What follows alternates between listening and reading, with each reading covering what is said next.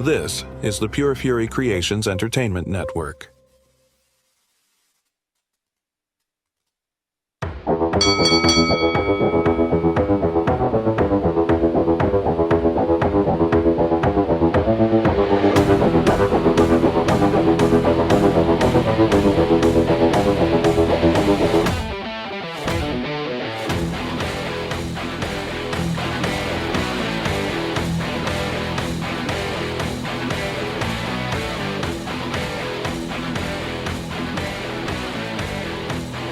Welcome you to the Fatal 4-Way. We are live here across the platforms of Orion Neighborhood Television and the PFC Entertainment Network. Along with Brian Bolf and Quadell Edwards, I'm Jason Clouse. We certainly appreciate you tuning in here tonight. We are live streaming this across the ONTV Facebook page, so if you have an opinion, you have a question, you have a comment, anything of the sort, you can correspond with us live as the show happens for the next hour by reaching into the live chat, or you can call into the studio. We will be flashing that number up on the screen momentarily. Gentlemen, we have a lot to get to this week, and it seems like it's been forever since we've been able to all get together here in Lake Orion. Our other partner, Sean Grugel, is indisposed, as it were, here tonight. He's actually wrestling tonight, so we want to wish him the absolute best of luck here. It's been a minute since he stepped in the ring, but I have no doubt he's going to be able to take care of his own. But be that as it may, since the last time you and I did a live stream on the PFC network 2 weeks ago for the Fatal 4-Way, we kind of looked back at or did a preview of Saturday night's main event and everything that happened. And coming out of Saturday night's main event a couple of weeks ago on NBC was this groundswell for the match that wasn't even the main event, but it seemed like, for the storyline wise, this was the match that everybody was looking forward to, and of course I'm referring to WWE Champion John Cena and R-Truth. Now, shockingly, just a handful of days after that big match on Saturday night's main event, the wrestling world was rocked with the news that R-Truth was actually released from WWE. Now, we thought that, I'm not going to speak for my colleagues here, but when I first saw that, I'm like, well, this has to be a joke. How do you have the guy that just wrestled the WWE champion and arguably one of the most popular wrestlers in all of WWE all of a sudden finds himself on the chopping block? And then followed by the release of Carlito, followed by the release of Sarah Logan, and there's other names that have been cut from the NXT roster. Q, I'll start with you, man. Like, we have sat here for the last, 20 minutes before we came on the air, kind of looking at the business model of World Wrestling Entertainment as it stands right now. R-Truth's release seems to like it is, every once in a while, they will cut somebody that has the entire wrestling world or the IWC up in arms. We saw it with Bray Wyatt. I use that as a big example because Bray Wyatt was what he was. He was just one of the most polarizing stars on the roster. So with his release, it melted the internet. And I'm not saying that R-Truth's release was on that level, but it really sent a shockwave throughout not just WWE, but the entire wrestling world. But the one thing I take away from it, if you're releasing him, nobody's safe, right? Because WWE is under a lot of scrutiny right now. A lot of their decisions, a lot of their mandates have come under a lot of controversy. Moving WrestleMania from New Orleans, rumors of it going to Saudi Arabia, this perceived feud between Paul Levesque and Dwayne Johnson behind the scenes. There's a lot of upheaval right now within World Wrestling Entertainment. So I'll ask you, obviously Carlito was, I don't know if he was prominently featured, but he was part of Judgment Day. Sarah Logan being with the War Raiders. We haven't seen her on TV in a long time, but her response to being released, you really feel bad for these people. But for R-Truth specifically, what does his release say to you? It pretty much say that ain't nobody safe. Loyalty don't mean anything. You have a lot of people that's been there for a long time, and it's just not. It don't feel stable, and it kind of messes with morale. Because one thing you really don't want to do is you don't want to mess with morale. You have so many people who love R-Truth, and it's crazy because WWE.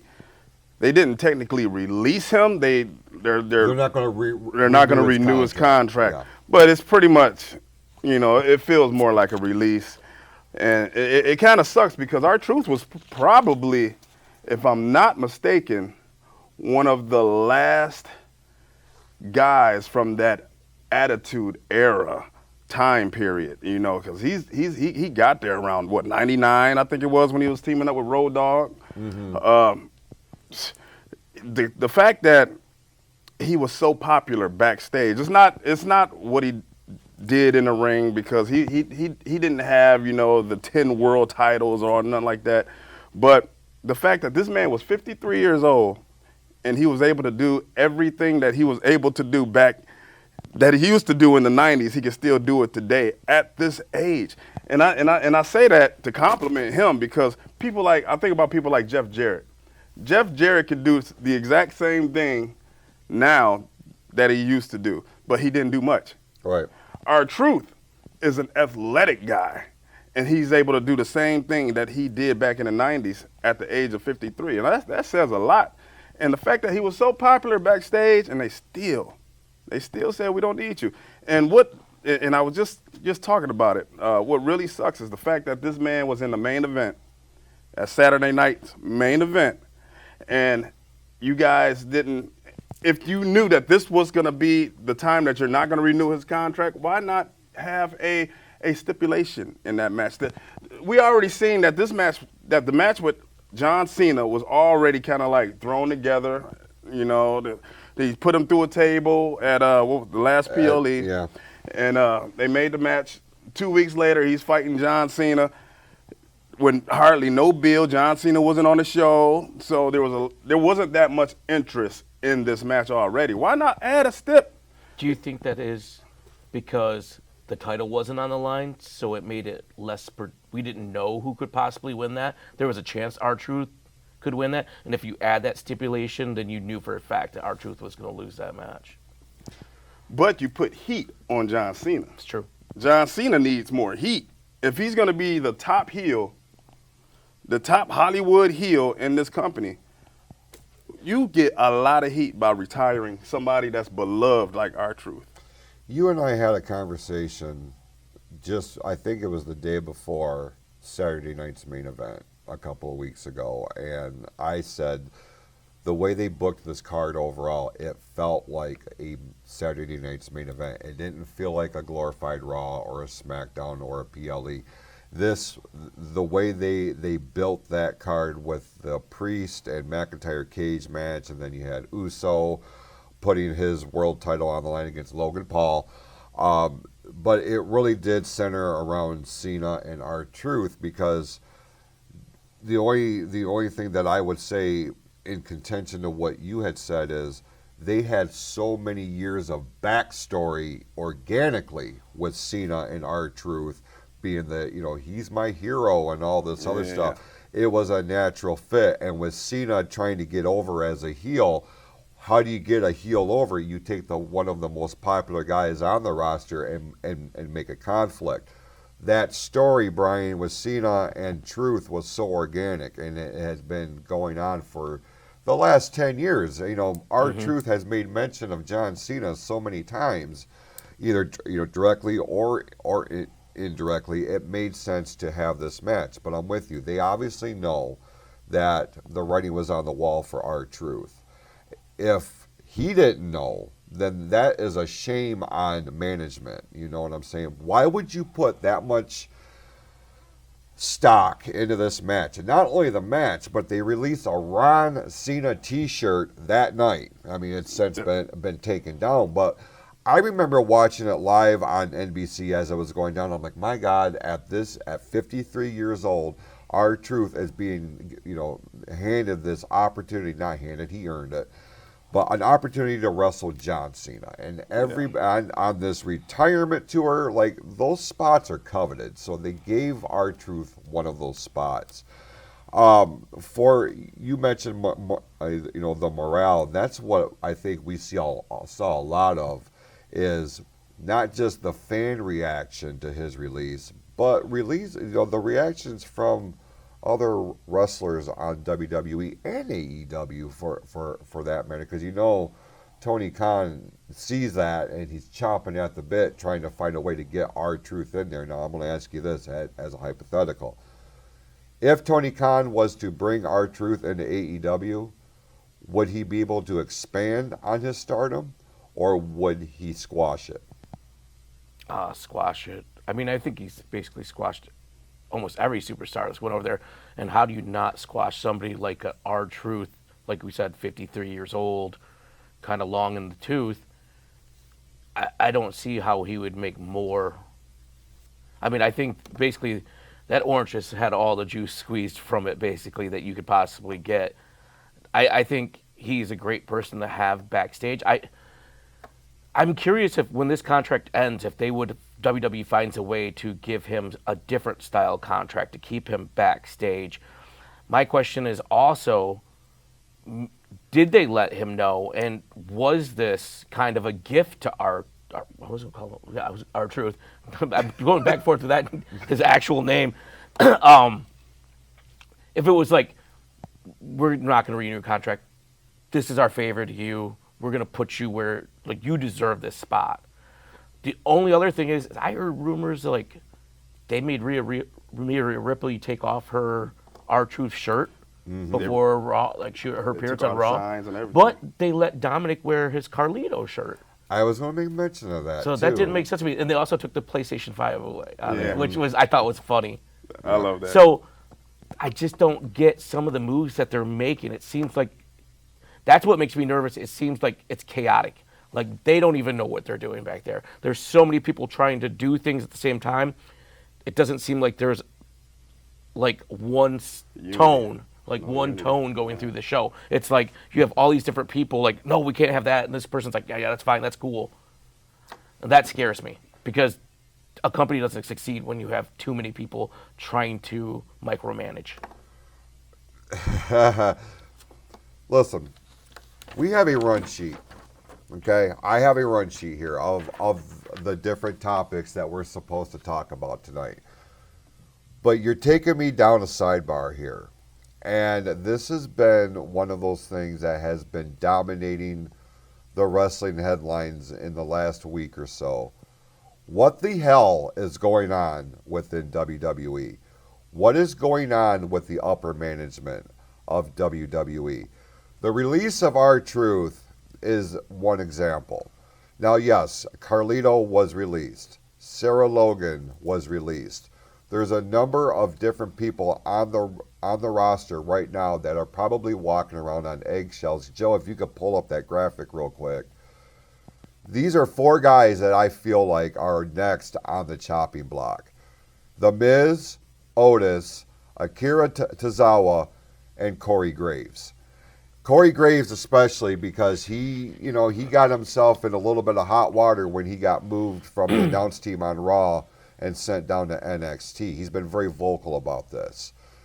All these guys, their contracts are coming up sooner rather than later. And in the case of The Miz, who has been a utility player for the last 12, 13, 14 years, low-key been one of your go-tos for WWE. But now that we see the likes of R-Truth, Sarah Logan, and Carlito, they're not necessarily releasing them, as Hollywood here said.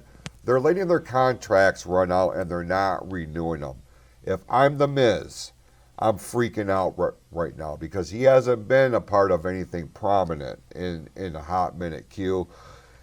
aside from these four guys, is there anybody else on the current roster that if you're them, you're sweating bullets right now?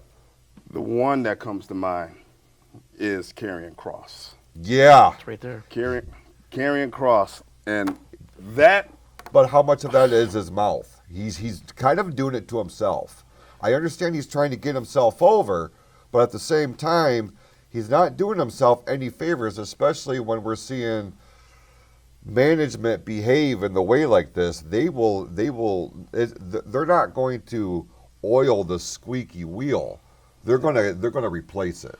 See, and I think some of these guys actually see what's going on backstage, and they see the friction and the tension with all the top executives and everything that's going on, and they want to voice their opinion in certain ways, and they can't really say much because they're still under contract. Like we always see when someone gets released and they say, well, my 90 days are up, I got a lot to say. We always see that. Right. And I feel like a lot of these people do have a lot to say.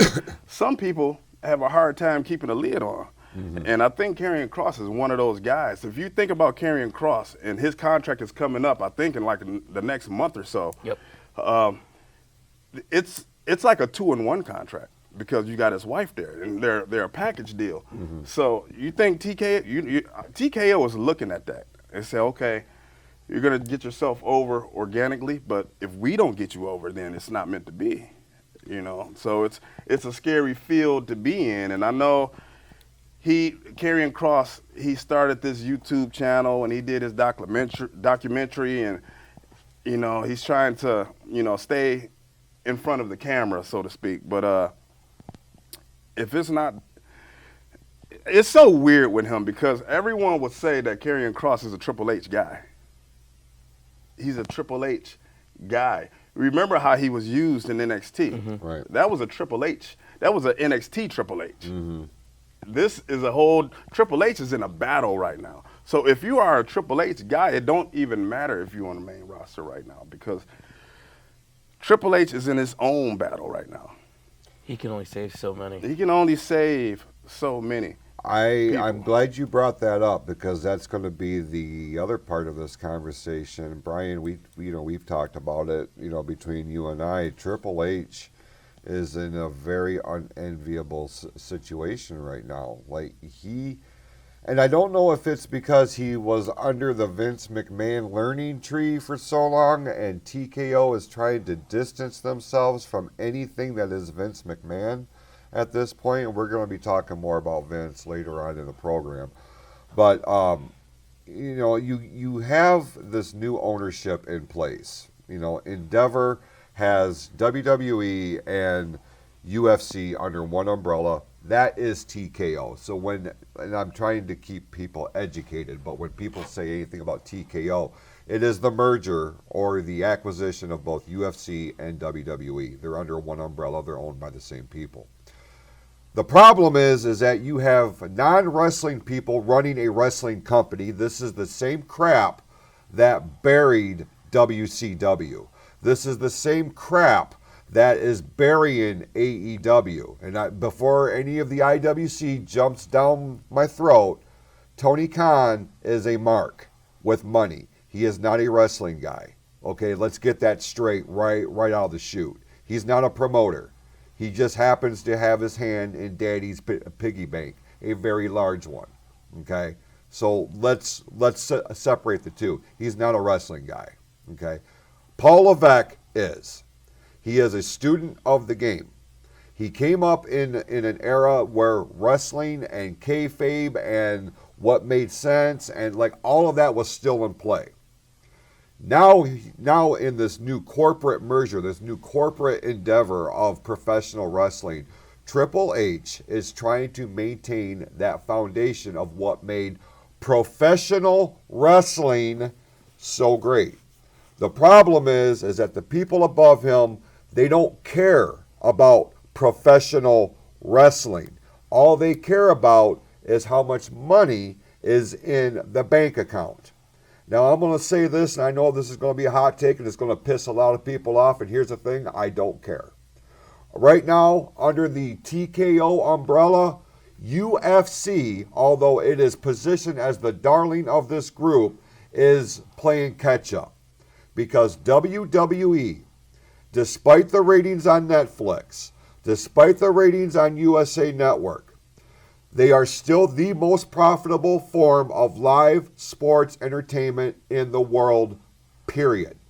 That is why you are seeing WrestleMania 42 being pulled from New Orleans, Louisiana, and presumably moved back to Las Vegas. Now, I was in Las Vegas this year for WrestleMania. I saw firsthand, and I heard with my own ears, the criticism, what's working, what's right, what's wrong. The biggest thing that's wrong is TKO is not running WWE as a wrestling business.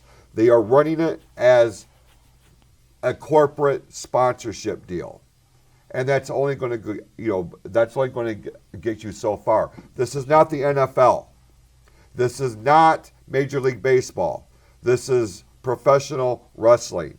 And professional wrestling fans are accustomed to one idea, to one thing that makes this so great. And the one thing you cannot do, and what they are doing, and what they're starting to see the backlash is, they are starting to run this thing into the ground because they keep bumping the prices up. Wrestling fans are only going to give you so much. I need TKO, Q. I need them to calm down. I need them. Yeah. Fine. You want to sign the paychecks? That's fine. Sign the paychecks. But leave the booking, leave the day-to-day wrestling practices and things of this nature to a guy who actually knows what is going on. And it's not The Rock. Hollywood has poisoned The Rock. Hollywood has poisoned the mindset of Dwayne Johnson. Paul Levesque has maintained his position in all of this. And he is the one that is getting pelted. Every time he turns around, he's getting hit with something. That's why we're seeing, Brian, a lot of these reports of this conflict between The Rock and Triple H, not in the ring, but in the boardroom. Now, I just sat here and spewed a bunch of crap out, and I may be wrong, but I feel like if WWE is really going to become or maintain its status as the greatest form of live sports entertainment, TKO needs to calm down and let Triple H run the show. Would you agree with that or no? Yeah, 100%. I think we've seen, the fans rejoiced once we got Vince out of the picture and Triple H took over. It seemed like, wow, we're in a whole new era. Everything's looking positive. And then this fell on us. And now it's like, man, like we said, we're going to lose Miz. It's whatever. Karrion Kross is a loss. If you lose that guy, you lose a lot. He's very creative. He's got a lot of skills. The other people I was going to mention on mine that could be next, and it was funny because when he said Kross, you said, yeah, would be LA Knight. Mm-hmm. Unfortunately, Gunther, contract's coming close to being up. You're not keeping Gunther in the heavyweight spotlight right now because you have so much going on. It's scary because there's a lot of great talented guys that we may not see in WWE for very long because of the thoughts of money and making the most amount of profit. What I don't understand is WWE should be so much easier to run as a business than a UFC. Yeah. UFC is not predictable. You have somebody like a star, I'll go back a few years, somebody like Conor McGregor. He's the face of your company. You can't guarantee he's coming out of that Saturday night with a win. Right. What happens when your superstar starts to lose over and over? Well, they're not the superstar anymore. Yep. And then you're scrambling to find somebody else. But even if a guy wins in UFC, he may not have the personality to carry a company. You get to decide that with WWE. Absolutely. It is much easier to run this. Let somebody who knows the business run it. I couldn't agree more. And I'm looking at the current crop of the wrestling fan, and wrestling, the wrestling business is cyclical. It really is. I think about, for an example, there's 3 people who are watching right now, and 2 of them are single digit in ages. How would I get them to get involved as wrestling fans? How can I get them to watch this, get enthused by this, like we all did when we were kids? There was that larger than life, real life superhero type of characters.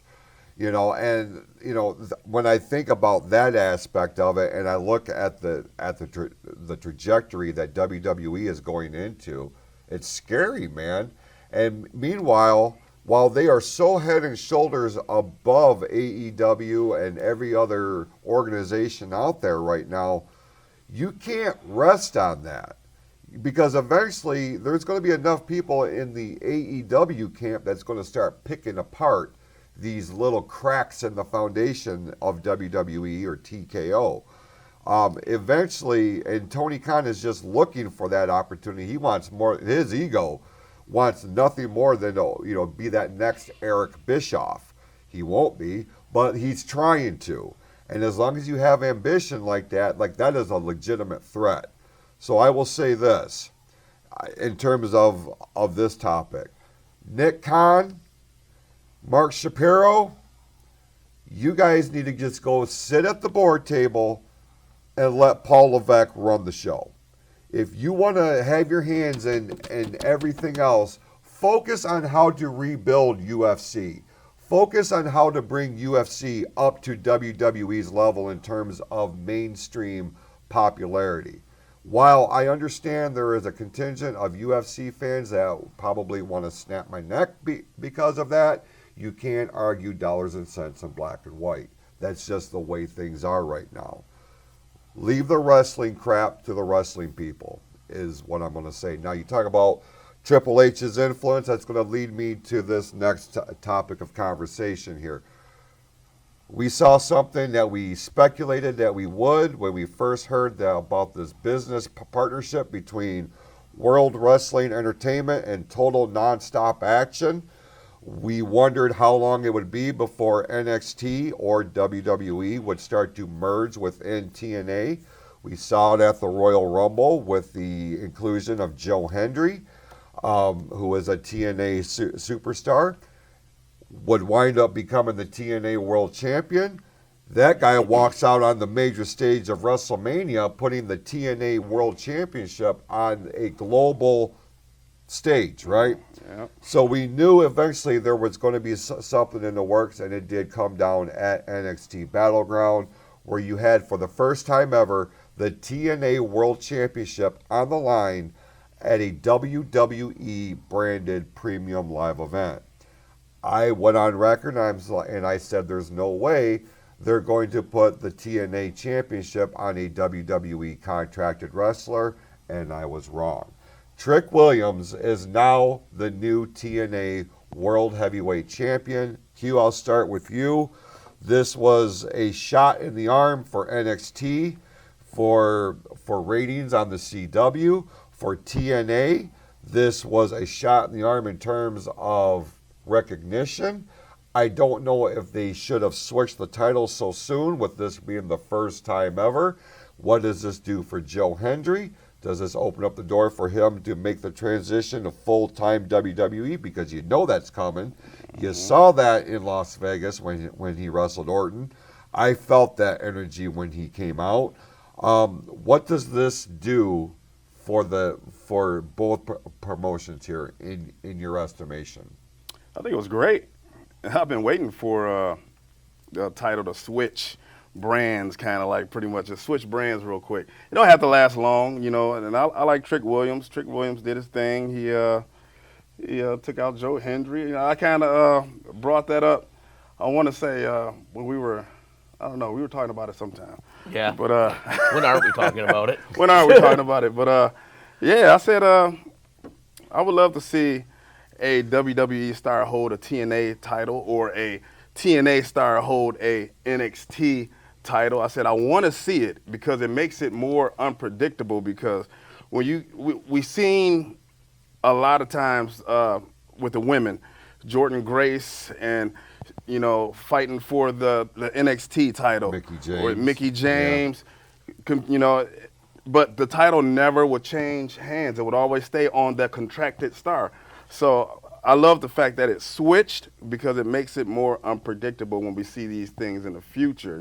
This shouldn't always be the home team winning. So I love the fact that they did this. It was a shot in the arm for NXT. NXT needed a little something, because a lot of people are being called up now. And TNA always needs something. So I love it. What TNA needs is a bigger platform, a better, more viable network to show their product on. And WWE can help. Right. They can help with that. We've talked about this on this very show, Brian. If they were to get to a CW or another nationally known cable outlet, it would do wonders for the TNA brand. So many streaming options. See, there's so many that you could. I can't imagine they wouldn't want to jump on that. Maybe they don't have the capability to go live, some of them, and that's why they don't. But man, there's so many streaming capabilities, and with Trick winning the TNA title like he did too, now where you have the fans watching NXT because they know you could be watching the next crop of WWE superstars. That now follows with TNA as well. Yeah. You could be watching the next WWE champion at TNA. Certainly could. I mean, We might be already with Joe Hendry. Yeah, I was just going to say that. Joe, for the longest time, I thought it was going to be Moose, if I could be honest with you. Yeah. I thought Moose was going to be the first real big breakout star from TNA to cross over to either NXT or WWE's main roster. But Joe Hendry came out of nowhere. He really did. One day we didn't hear about him, and the next day he was all over the place. Say his name, and he appears. Yep. And That's what I was like. But yeah, he is going to be that guy. He's going to be. I felt like the Royal Rumble, when he came out for the Royal Rumble and that huge pop that he got, I'm like, ooh, they're testing the waters with him. But when they brought him into WrestleMania 41 to wrestle Randy Orton in Randy Orton's 20th WrestleMania match, like they made a real big deal about this. Yeah.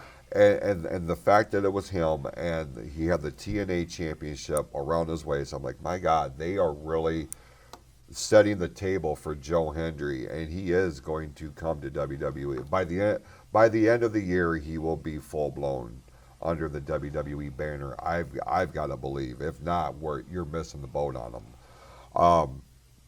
But in terms of making a splash from a different promotion, that's going to lead us to our next topic of conversation real quick.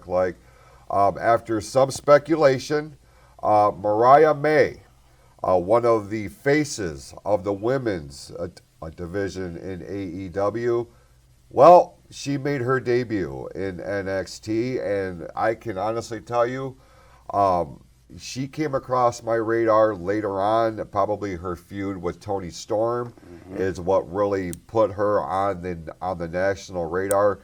To a casual observer, oh, she's a pretty blonde, or she's eye candy. No, there's something special about She is Mariah. a pretty blonde. Well, she is, but She like Andy too. she can go in the ring and she can handle her business. Yeah. I don't feel the same way about her as I did about a lot of the other talent in AEW. They're more to just look at and not to what goes into having an entertaining match, right? That is not the case with her. I'm surprised, if anything, that they brought her out on NXT and not one of the main roster shows, either Raw or SmackDown, but make no mistake, she's going to be one of the faces in the next phase of the women's scene in WWE. Would you agree? 100%. I think the reason she went NXT instead of the main roster is because we just had a shift of a bunch of talent from NXT to main roster, 3 of which are in the women's ladder match we have coming up. That kind of tells you the talent level NXT has right now in the women's division. That they're literally moving on and going straight to two PLEs. I think she won't be in NXT long. I think she'll have the belt very quickly, especially right now with after Stephanie leaving and I don't even know her name. J.C. Jane. Yeah, I don't want to say it. Out of the people that were there, I don't understand why they gave that title to her, but I don't want to go down that because I know we got a lot to talk about. So many other people that should have had that belt. But yeah, I'm excited for her to join NXT. If you had the book, how would you position Mariah May in her first program? We'll say under the WWE umbrella, because she's under the spotlight right now. Oh yeah, everybody's watching to see how she responds, much like they did with Ethan Page, much like they did with Julia, much like they've done with Jordan Grace. There's all this hype. What are you going to do with her now that you have her? What would you do with Mariah May? She's going to be the next NXT Women's Champion, and we already see the writing on the wall. J.C. Jane. This is the reason why I'm happy that J.C. Jane got the title, because it's a transition. Do you want another top woman's talent to have a transitional title reign? Give it to J.C. Jane. Let her have it for a cup of coffee, and then Mariah May can take Zarya it off. would have had a transitional title run. Huh? Zarya, I would have been alright. She'd had a transitional title run. Well, she got all that stuff going on with Sol Ruka. Yeah, time to split that up. Yeah. But anyway, give it to Mariah May is going to be the one to take it off of J.C. Jane. She's going to be a top star on NXT. Build her up even higher than she already is. Bring her up as a big star. Let her run Raw or SmackDown. She's going to be a big thing. She's going to be a big thing. She follows in the footsteps of Rusev and Aleister Black. A lot of big names that have either gone to AEW and returned to WWE or have just made their initial run with WWE. Penta is another example. Rey Fenix is another example. Ricky Starks, Ricky Saints, as he's known now. There's... In that aspect, it's very reminiscent of what the Monday Night War was. We just don't have the Monday Night War backdrop. But this was a very big get for WWE, for NXT, and hopefully they don't drop the ball with her. We are going to run a quick timeout, and when we come back, we are going to preview tomorrow's Money in the Bank Premium Live event. All that and more when the Fatal 4-Way returns right after this. 9, 8. Are you or someone you know having thoughts of suicide or experiencing a mental health or substance abuse crisis? 988 connects you to compassionate, confidential support for free. 988. 988 is the new 3-digit dialing code for the Suicide and Crisis Lifeline. For years, the Lifeline, formerly known as the National Suicide Prevention Lifeline, has answered tens of millions of calls and helped people overcome mental health-related distress. 988 is the same trusted resource. When you call, text, or chat 988, you'll be quickly connected to trained crisis counselors who will listen to your concerns, provide support, and get you additional help if needed. There is hope. The Lifeline works. You are not alone in crisis. Just call, text, or chat 988. 988. Knowing how to identify signs of crisis in others and help connect them to resources like the 988 Suicide and Crisis Lifeline is an important way to prevent suicide in Lake Orion. For information about free suicide prevention trainings offered in our community, please visit the North Oakland Community Coalition at noccmi.org. 988. Have you ever thought of producing your own podcast? ONTV offers the facilities, equipment, and training to help you get your own podcast off the ground. Learn how to record your show and get it out to the world. Cost is $25 per person, which gives you access to ONTV's podcast room and equipment. For more information, give ONTV a call at 248-393-1060 or visit orionontv.org today. And we welcome you back to the Fatal 4-Way. We are live here in Lake Orion, Michigan, in the studios of ONTV. We certainly appreciate you tuning in here tonight. We spent the first half of more than half of the show. 3/4. Yeah, talking about the inner workings of the business. We're going to shift our focus to a big day for wrestling fans here tomorrow. And Banks. It starts tomorrow afternoon with the Worlds Collide event that's going to be seen on the WWE's YouTube channel. This will feature talent from AAA, WWE. Supposedly TNA is still going to be a presence at this show, although we haven't seen any of their talent announced for the card on this particular show as of right now. I believe that starts at 2:00 in the afternoon, and then later on, really the main event tomorrow night, beginning at 7 p.m. Eastern Time from Los Angeles, will be the 2025 Money in the Bank Premium Live event. We're going to break down the matches that they have scheduled for this event, including, gentlemen, the women's Money in the Bank ladder match. Alexa Bliss, Rhea Ripley, Roxanne Perez, Julia, Naomi, and Stephanie Vacure will all be competing for that contract that is going to be housed inside a briefcase that will be suspended from the ring. The only way to get this is to climb a ladder, retrieve the briefcase, and they have 1 year to cash in on any champion that they so choose. This is going to be a stacked match, a lot of new talent in this match.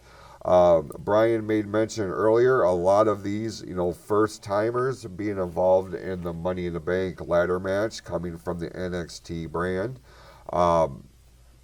Obviously the odds-on favorite would probably be Mommy, if I had to guess. But if we're going with a wild card here, Q, who are you looking at? I am looking. Oh man, it's stacked. It's stacked and it's hard. I think this should be the main event for one. It should be. Yeah, but I'm gonna look at Naomi. I'm out. Yeah, I'm gonna look at Naomi. Get me out of here. Let me tell you why. Please make it make sense. I'm gonna tell you why. She had a character change. She just had a character change. So this is the time to light her up. Light her up. Naomi. I'm going with. Look, okay. Julia already teased going after the U.S. title. She's not winning it. You have the storyline with Roxanne already going on with Dominic, and Mommy don't even need to win it. Mommy don't need no Money in the Bank title. Mommy in the Bank title. Mommy in the Bank to get a title shot. She's Mommy. Yeah. That's like saying, Charlotte, you got to get a briefcase to win. No. I want to see somebody like Naomi surprise the world. Oh. Yeah. All right. Are you ready for this? I'll just jump ship here. I've been trying to eliminate people, and yes, I think Rhea is. She could definitely win it, but I don't think she will either. I'm down to 2, and mine is Roxanne Perez, because I think she would love to rub that in Liv's face that she has the briefcase in there, and I think she's the perfect type of personality to have that briefcase. But the other one I'm with is the person I think is going to win it as well. Naomi. I think they could sell that crap out of Money in the Bank cases with that caution tape around them. Yeah. And we're about money in this business. I don't know if you know this, sir, but damn. Which is funny because we had not talked about this. We didn't. Sorry. Hey, you got the yellow shirt on. What the hell does that mean? Who you got? I could tell you as sure as hell ain't Naomi. I tell you what, Naomi winning it would be the biggest thing for that match. Stephanie Vacure is going to be winning Money in the Bank, in my estimation. Naomi. The only thing I like about Stephanie is she just had a great match with Io that got broken up. Yeah. And she just had that face off with Rhea. Yeah. Yeah. I could see Stephanie winning the Royal Rumble.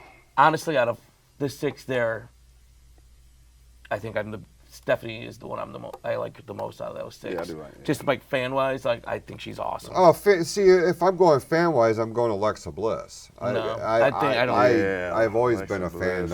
of Alexa, and If I she really is want there, her to we do better something. get some Wyatt sick in there. Yeah. Otherwise, I don't want to see it. Yeah. The other match, in terms of the women's side of things, is going to center around the Women's Intercontinental Championship rematch between Lyra Valkyria and the man, Becky Lynch. You said women's match. Well, I know. Listen, that's part of the problem with Becky Lynch, Q. Like, Hey, okay. I'll just go ahead and say it. Like, I see where they're going with this. I want Lyra to retain the championship. I feel like Becky Lynch, despite how I feel about her, I'm not a fan, but I feel like going after the Intercontinental Championship is a step down for her. She's a big enough star where she should be competing for one of the world titles. I agree. This is to get Lyra Valkyria over as a bona fide star and to add prestige to the Women's Intercontinental Championship. That's the only reason why I'm paying any attention to this. While I think Becky is going to wind up winning, I'm pulling for Lyra here. Where are you at? Yeah, I see Becky winning. I mean, Becky already dropped 2 to Lyra, and to be honest, their Saturday night main event match was it Saturday night main event or whenever they had their last match. Was that it, or was that at the premium live event? Yeah. That Backlash. either way. I think it was at Backlash. yeah. Backlash. That was probably their best match that they had. So yeah, I see Becky actually cheating her way to a win tomorrow, Yeah. and possibly seeing the return of what's our girl name? Bailey. We're having all kind of name problems tonight. Always. There's just so much going on. Third shifters. Realize it, people. We haven't got a lot of sleep. I think Becky winning this match is probably if I was to put money on anything, that's the one I would put money on. Becky's going to win it. They're not going to let Lyra go 3-0 on her. Don't forget that there's those stipulations in there that Becky won't challenge for the title again. Who cares? There's going to be other people that have it. But Becky will cheat to win, and they're going to force Lyra to hold up Becky's hand. What is Becky's finisher? Oh, the disarmer. Well, that makes perfect sense. She lifts her arm up. We get disarmer. She holds it on her. We see Bailey. It writes itself. Yeah. That's simple. Yeah. Anyway, all right, switching gears here. Let's focus on this bit. It is what it is. It's 2 people I don't care about. There's a big tag team match on tap for Money in the Bank tomorrow live on Peacock. We're going to see the 2 world's men's champions on opposite sides of the ring and at this premium live event. World heavyweight champion Jey Uso is going to team up with the American Nightmare Cody Rhodes to take on WWE champion John Cena and Logan Paul. You want to talk about heat-seeking tag teams? Cena and Logan Paul, it was the right combination. I feel like it is their match to win, and it's terrible for Uso. I feel bad for Jey Uso right now being involved in this match. He kind of feels like he's kind of being, much like what they did with Rollins going into WrestleMania 40 last year. He was kind of like the afterthought, even though he was the world champion. We're getting a lot of that with this tag team match, the big hoopla of Cody's return. John Cena in the midst of his heel turn. Logan Paul being Logan Paul. I see Cena and Paul winning this. Q, what's your prediction? The whole thing with Jay, I think this is actually a good position for him because if you I don't know why we're always so on the same page. because if you look at the situation Seth was in, look at Seth now, and how it pretty much built him up. Jay is on a rise here, and he's in the ring with 3 other big stars that's more bigger than he is, which is good for him. As far as who wins, even if he takes the pin, I think he's in a good situation. But you know what? I can see Logan Paul getting pinned in this. I don't see him getting pinned because he ate the pin at Saturday night's main event, and he is still a protected. What's the word I'm looking for? Attraction. He is an attraction. You're not going to see him every Monday night. You're not going to see him every Friday night. He is very protected right now because of his influence from social media and the eyeballs that he generates. I would like to see Cena. If the faces are going over in this, I see Cody pinning Cena to rebound from losing the title at WrestleMania. But if they were to go that route, I don't know. Cena, they're really having not a hard time trying to solidify him as that uber heel champion because there's still so many people that cheer for him because of this whole retirement tour thing. You can do anything you want. There are still people cheering for John Cena. Logan Paul is the lightning rod in this, and I feel like if you're really going to keep putting that kind of attention on him and kind of building him up to eventually take the world title, because we all know that's where this is all headed to at some point. I mean, the match itself is a toss-up. I just feel like they're going to go with Cena and Paul just to protect their two commodities here. You also might have dissension between. I think that's what I'm saying. I think we saw the tease. I think we saw the preview of them not being cohesive unit, and I think that's where we're going to see how this match ends. Obviously, what could Paul do to really make Cena distance himself from him? It's not going to be kicking somebody in the nuts. It's not going to be hitting them with the brass knuckles. That's what Cena does with the title and doing that. If I was to book it, I would have Jay pin Logan, because then it gives Jay a boost going into Monday taking on Gunther. I would have Paul tagging himself in intentionally on Cena. Cena not taking that very nicely and walking away on him, leaving Paul to those two. And I would say I'd have Jay pin him.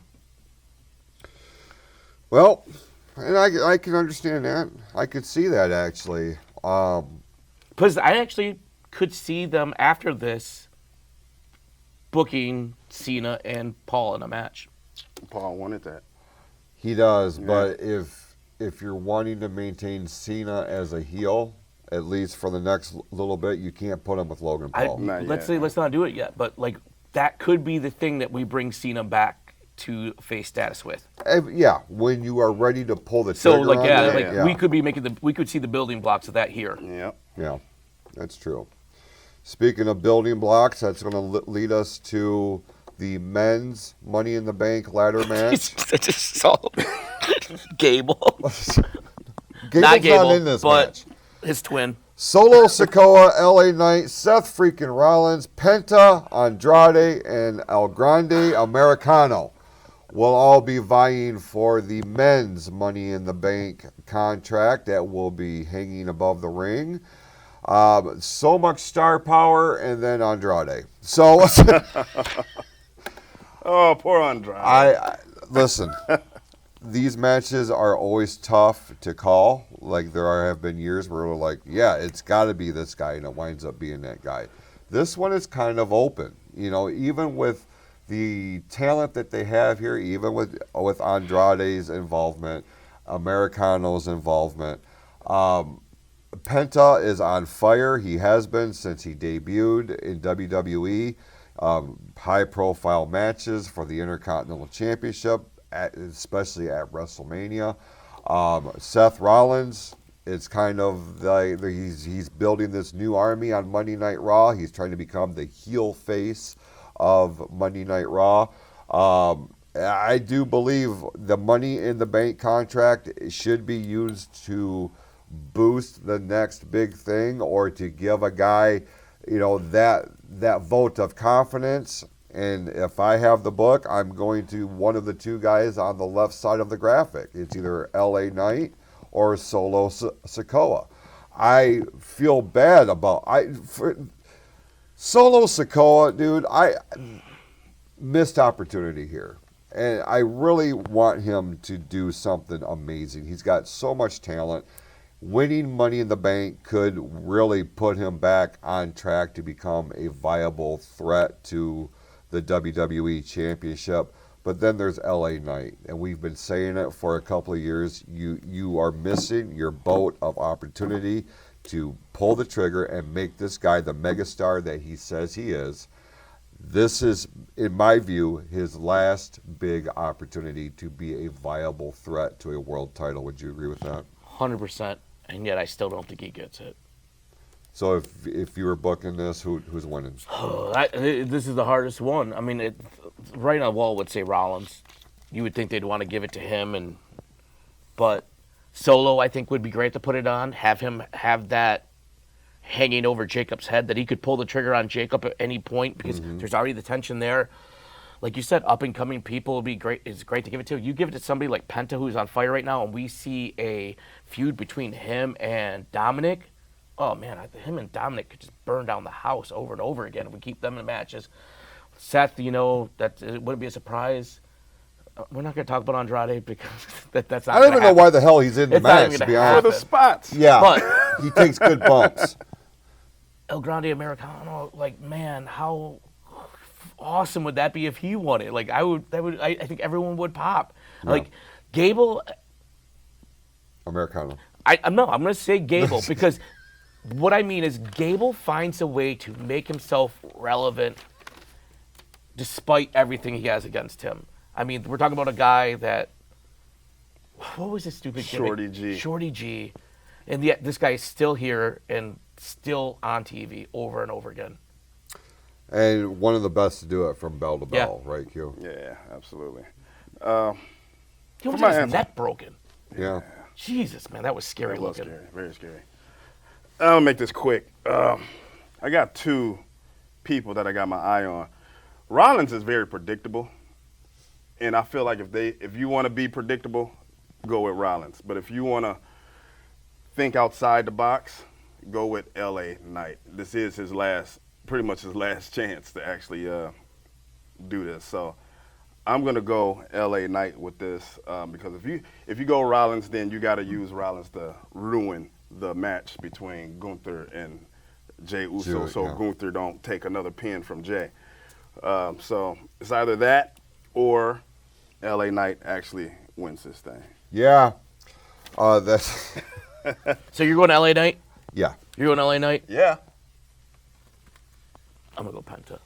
Oh. Just to mix it up then. All right. Although I still think it's going to be Rollins because I don't know how you're going to end that match otherwise. Well, it's going to be very interesting to see how all of this works out, and you can see it live as it happens tomorrow night on Peacock beginning at 7 p.m. 5 p.m. is the preview show from Los Angeles, California. He's supposed to be back. So check that out, and we will be back here in 2 weeks' time to break down all the latest news, information, and headlines in and around the world of professional wrestling. We certainly appreciate everybody who tuned in tonight, especially my three favorite people who tuned in tonight. So that was cool to see that. No, not you two. Oh. I was going to say, I was in there. Calm down. With that, check out the pfcnetwork.net for all the latest information on this show and all of our great shows. With that, go out, be awesome to yourselves and to each other. We'll see you in 2 weeks right here on the Fatal 4-Way live on ONTV as a part of the PFC Entertainment Network.